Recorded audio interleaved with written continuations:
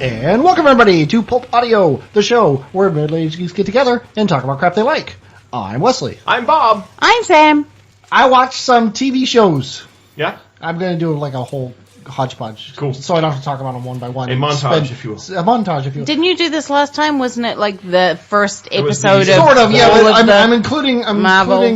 Veep on this as well as all those other shows. And I'm going to start with Veep. I watched season 5, which is the latest season of Veep.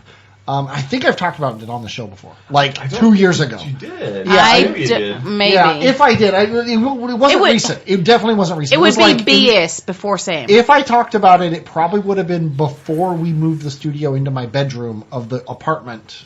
Right. Before moving in here, so like 2 years ago. Yeah. Then, so like long before, like Jeffrey might have been on the show. Right. Yeah. Back when I talked about it before. But anyway, Veep is this fantastic show. Julie Louis-Dreyfus is the vice president. She's sort of an amalgamation of Sarah Palin and Joe Biden. Okay.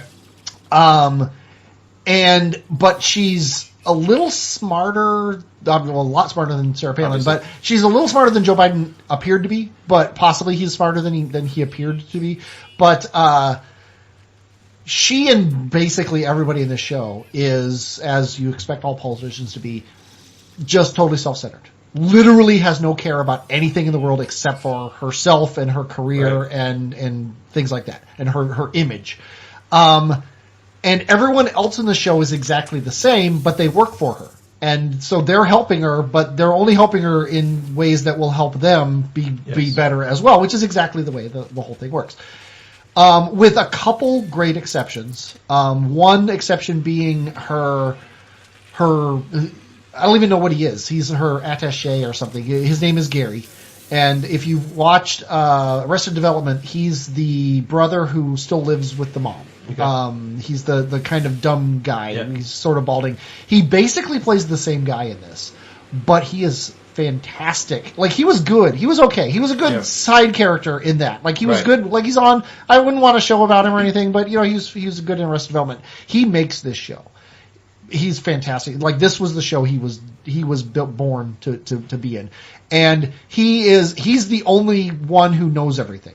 Like, he stands behind her and somebody walks up and he's like, you know, that's the president of Turkey, or the premier of Turkey. That's his wife, and you know they're having a baby, and you know like, he just knows everything, and he whispers in her, and she says it like she's talking while he's whispering it. And you hear him whispering it to her as she's talking, and she pauses for just long enough for him to finish, and then she continues, and like, he's putting a swimming pool in. Like he knows everything about these people, and which any good MC should know. Yes, but the thing is it's done in the Office style, right. Where it's like you're a documentary style sort of doing it, and so there's a lot of long scenes where all the actors are doing their thing, and the camera just kind of pans back and forth between them. And I can't imagine how hard that would be to do as an actor. Yeah. But they pull it off perfectly in this show, and I can't really say anything about the season without spoiling everything that happened in the seasons before. Suffice it to say, she's not the vice president anymore. She hasn't been for multiple years. But you know, you're always that. So I think that's how they kind of get away with it, because you know, like, Mr. President, you can say that to, you know, we can say that to you know, I'm trying to think of the oldest president who's still alive. Jimmy Carter? Is Carter still alive? Really? And Wow. actually doing good things for people. Yeah, I know he did good things for people all the time. Who's still doing good things. Yeah, but Mr. Carter, you Mr. Carter, you say Mr. President when you if you were to be lucky enough to meet him, you would say hello, Mr. President. So you can say that to vice presidents as well. But everybody in this show has arcs, and they go through their life trying to fuck over everyone else and fail at it. And you know, like, one of the themes of this show is she tries to do something good to make her image better. Halfway through, she realizes if she changes gears, she could make things better for herself in another way. which pisses off the person who's actually trying to do good. Like, some humanitarian in like Botswana or something. She goes there to like do this thing, and then she realizes, if I help the warlord out, he'll donate $20 million to my library.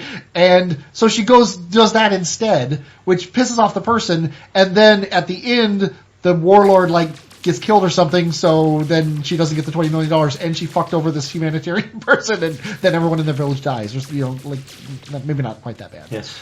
But she does do one good thing in her whole career. She frees Tibet. In this alternate universe, Tibet is free. Yeah. China's like, you know what? You're right.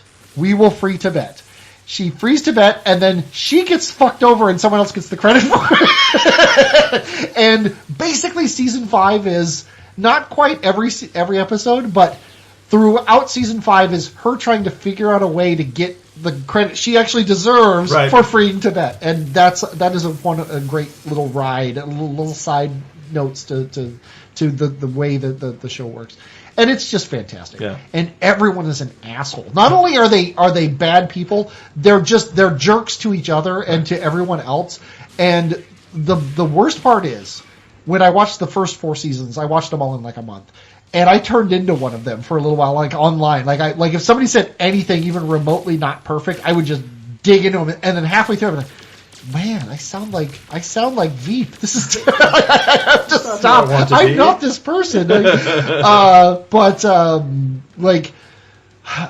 I can't even think of like the things they say. But you have to watch the show. It's on HBO, so you have to have HBO or a way to watch HBO or be willing to pirate or whatever. I don't know.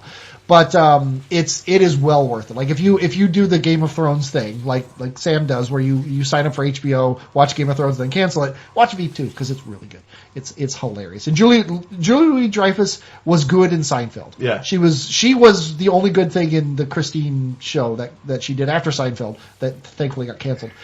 This show was like she is Christine. Yes, she is fantastic in this show. And everyone else does the exact same thing she's doing, and they're all fantastic too. It's just great. It's a great ensemble show. Like, she's the star, but everybody in that show is good. So yeah, Veep, I really liked it. Oh wait, that's not what. When you're talking about like all the TV shows, yes. Veep is the best one. Okay. But anyway, yeah, the other two are just tag-ons. Supergirl, I wanted to talk about because I dropped it. I'm not watching it anymore. No. Yeah, I'm gonna keep watching the rest of them. Right. Supergirl had to drop. The first 2 weeks, and really she did this all through the last season, but it wasn't quite so bad. The first 2 weeks, she had like, I can't do it. I'm just so sad about blah, blah, blah. And then she had to get over that and then do it, and then she did, and she won. And the first one, I was like, The second one was like, no, not going to do it anymore. I'm sorry. You just said that the only way to win is the power of positive thinking. Yeah. Being a bitch. Yeah, exactly. Yeah. And then the other show I want to talk about was Legends of Tomorrow, which is basically just as bad as Supergirl, but it's so bad it's good. It actually crosses that line, and it knows it, and they just go with it, and I love it, and I'm going to keep watching it. I don't care what you say. It's dumb. I only saw the first episode. It's dumb fun, and it's fun dumb. I don't know what to say. But really the shining one is Veep. So yeah, yay. TV. And that's it. If you want to send us an email like Crazy Nutso did, you can send an email to pulpaudioweekly@gmail.com. Or you can call us on the Yak line. That's 216-YAK-GAMES or 216-925-4263. 7. Or you could send us a tweet on Twitter at pulpaudio.com. And if you want to check us out on YouTube, go to HMV Plays on YouTube and look for us there. And on my other stuff too. And we have a website at pulpaudio.com. And until next time, I'm Wesley. I'm Bob. I'm Sam. And all together we are Pulp Audio.